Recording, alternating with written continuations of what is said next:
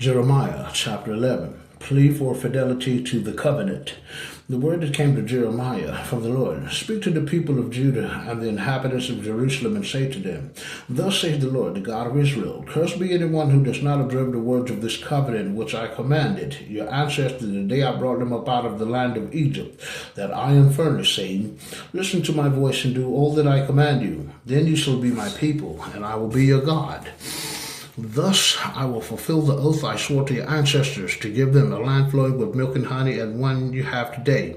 The one you have today. Amen. Lord, Father, I answered. Then the Lord said to me, Proclaim all these words in the cities of Judah and in the streets of Jerusalem. Hear the words of this covenant and obey them. I warned your ancestors unceasingly from the day I brought them up out of the land of Egypt to this day. Obey my voice, but they did not listen or obey. They each walked in the stubbornness of their evil hearts, until I brought upon them all the threats of this covenant which they had failed to observe as I commanded them.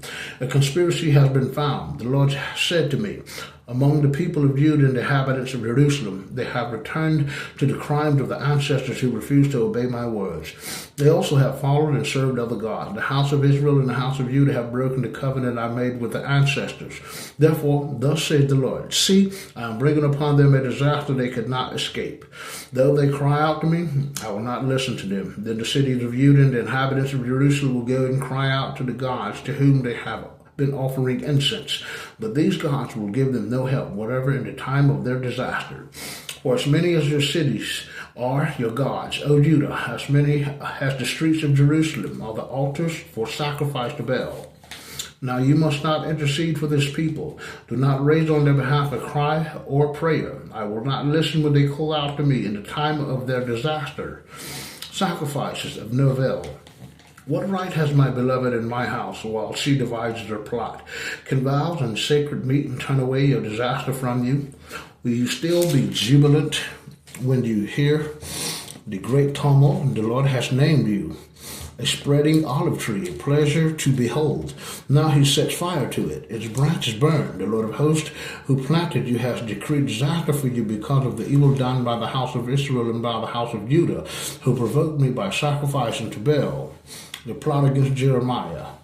I knew it because the Lord informed me. At that time you showed me their doings. Yet I was like a trusting lamb led to slaughter, not knowing that they were hatching plots against me.